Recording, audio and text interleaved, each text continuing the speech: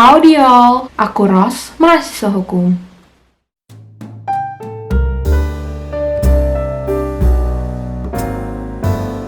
Dalam seri mahasiswa kupu-kupu atau kuliah pulang, aku bakal bahas tentang episode tips menjadi mahasiswa sesungguhnya. Sebelumnya, selamat ya teman-teman yang udah masuk perguruan tinggi lewat SNMPTN. Udah jadi calon mahasiswa baru alias camaba nih. Dan buat teman-teman yang akan mengikuti SBMPTN atau ujian tulis lainnya, semangat dan kalian pasti bisa.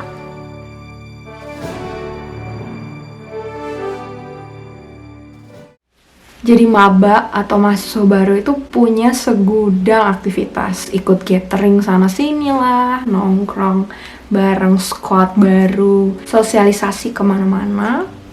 Dan kendalanya karena situasi pandemik sekarang, mungkin teman-teman cuma bisa ikutan kelas-kelas online. Tapi semoga dalam waktu dekat ini akan ada vaksin, jadi pandemi berakhir dan teman-teman bisa ikut gathering kemana-mana dan sosialisasi bareng teman-teman baru.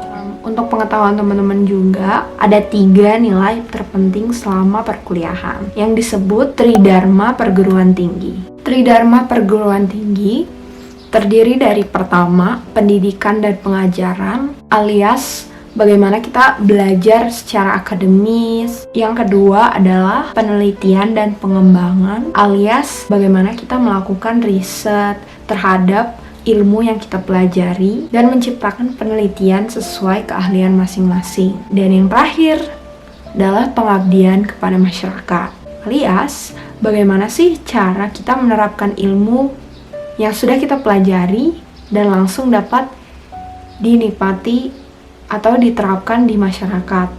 Contohnya aku sendiri mahasiswa jurusan hukum itu bisa langsung terjun ke lapangan riset untuk mencari angka kejahatan di masyarakat seperti apa dan bekerja sama dengan polisi atau ketaatan masyarakat dalam hukum adat atau hukum nasional. Observasi langsung ke lapangan di suatu daerah, apakah masyarakatnya taat untuk memakai helm atau mematuhi rambu-rambu lalu lintas, atau bisa langsung terjun ke desa, apakah memang pengelolaan dana desa itu terjadi dengan baik. Pengabdian di masyarakat itu bisa kita nikmati dalam KKN, kuliah kerja nyata. Ada juga kepanitiaan dari mahasiswa biasanya itu mengadakan pengabdian di masyarakat terlepas dari KKN. Jadi tips untuk mahasiswa sesungguhnya yang pertama, rumuskan cita-cita. Dalam perkuliahan, rumusan cita-citanya itu jangan yang abstrak kayak misalnya aku pengen nilai bagus nih gitu doang. Tapi buatlah target IP kita harus berapa dan juga apa aktivitas yang akan kita lakukan selama perkuliahan. Kalau aku sendiri di awal maba dulu, aku memang benar-benar ngasih target ke diriku dan di akhir semester biasanya tuh bakal aku review bener nggak sih IP ku sesuai dengan tujuan akhir dan kerjanya bakal di mana, bagaimana persiapannya. Misalkan nggak kerja tuh tapi lebih memilih ngambil S2 atau melakukan apa aktivitas apapun atau mau menikah gitu kan ya. Jadi dari masa baru inilah kita catat keinginan ke depannya.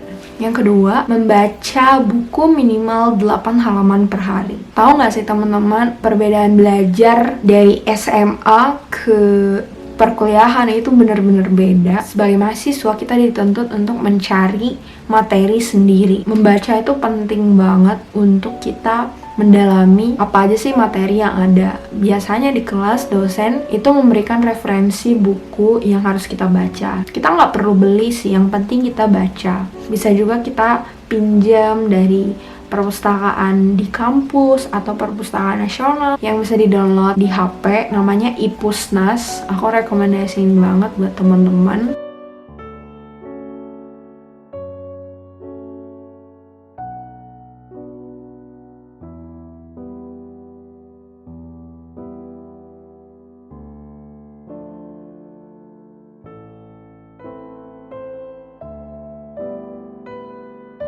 Mungkin teman-teman bertanya, kenapa sih 8 halaman per hari? Karena menurutku target ini pas 8 halaman biasanya kan terputus di tengah-tengah tuh. Kita tuh kayak kepo, pengen tahu gitu, kelanjutannya apa sih? Jadinya kita malah kelanjutan gitu. Yang ketiga, download aplikasi untuk memblok sosial media. Waktu mahasiswa baru kita harus punya interaksi ke squad atau geng baru dan punya teman-teman baru. Tapi ingat, me time atau waktu untuk sendiri, untuk perenungan lah, untuk merefleksikan diri itu penting banget. Makanya sosial media itu perlu dibatasi juga teman-teman. Kalau aku download aplikasi memblok sosial media namanya Forest, karena kayak ngasih waktu gitu. Misalnya aku udah kebablasan main HP itu 1,5 jam, nanti aplikasinya bakal ngingatin kita, kalian udah make HP terlalu banyak nih, kayak gitu. Atau kalau penyimpanan HP kalian udah penuh, ya udah matiin aja HP-nya dan kita bisa melakukan hal-hal lain selain bermain sosial media. Selanjutnya, membuat jadwal tugas hal-hal yang harus dikerjakan. Aku tipe orang yang nulis to-do list atau apa yang harus dikerjakan hari itu.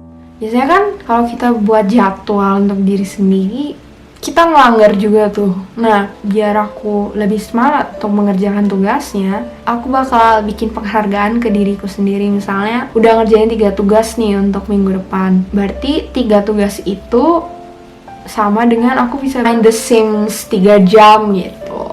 Jadi penghargaan kepada diriku sendirilah yang bikin aku bisa melakukan hobiku, juga mengerjakan kewajibanku. Ikut kepanitiaan atau organisasi boleh, tapi say no to ikut-ikutan. Kepanitiaan atau organisasi itu hadir untuk mengembangkan soft skill, keahlian kita di bidang membuat CV, bagaimana kita menghadapi seseorang, dan mengikuti wawancara, bagaimana membuat jaringan atau koneksi ke orang-orang baru. Jadi kalau misalkan kepanitiaan atau organisasinya itu malah toksik, hal yang mengganjal kamu buat maju, ya udah keluar aja gitu. Kalau misalkan kita belum merasa itu perlu, ya untuk apa ikut-ikutan, seperti itu.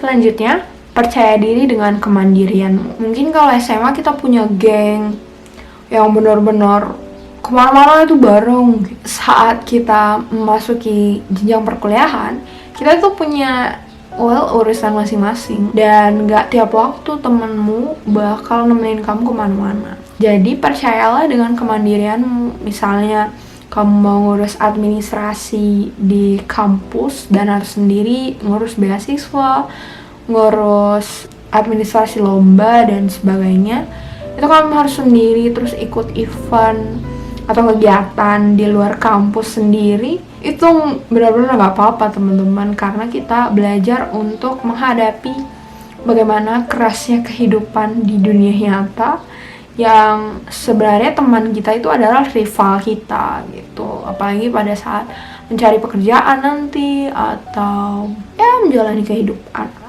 Ingat untuk mengabari orang tua dan keluarga saat kita melakukan aktivitas dalam perkuliahan. Ini memang terakhir, tapi yang paling penting teman-teman. Sebagai mahasiswa sesungguhnya, sesibuk apapun kita, sempatkanlah untuk menghubungi orang tua dan keluarga. Ingatlah, pada saat kita belum mengenal kata, orang tua dan keluarga lah yang selalu sabar untuk mengajari kita berkata-kata. Merekalah orang yang selalu mendoakan yang terbaik untuk kita dan mengharapkan anaknya akan sukses demi menggapai masa depan. Demikian teman-teman tips menjadi mahasiswa sesungguhnya dari Ros di Hukum. Kalau kalian punya rekomendasi aku mau buat konten seperti apa, bisa kasih tahu aku di komen. Semoga bermanfaat.